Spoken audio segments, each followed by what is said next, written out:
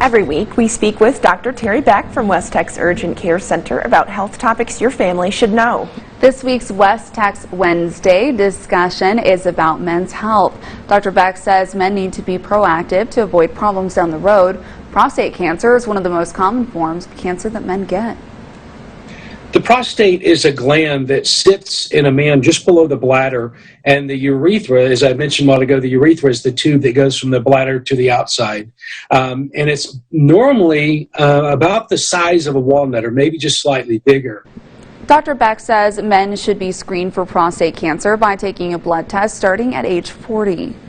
There have been loosening of some of the recommendations about PSA screening. A PSA stands for prostate specific antigen, and that is a blood test that is considered a screening test for prostate cancer. It's not specific for prostate cancer. However, if a man's PSA is elevated, it could mean that the prostate is just enlarged or infected, or it could be indicative of prostate cancer.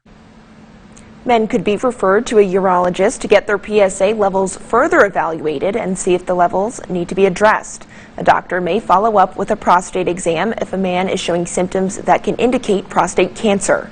The main thing that we look for as far as the need for a prostate exam is if a male has symptoms. The symptoms of prostate enlargement can include urinary frequency, getting up at night to go to the bathroom. And basically what happens if the prostate gets enlarged, it restricts the bladder, the urethra, which is the tube that drains the bladder to the outside, and it impinges on it and kind of restricts it. It doesn't allow complete emptying of the bladder. Dr. Beck says if you have those symptoms, it doesn't always mean there is cause for alarm. All men's prostates get bigger as they get older, so that could explain some of those changes. Dr. Beck says to watch for sudden changes in frequency of bathroom breaks.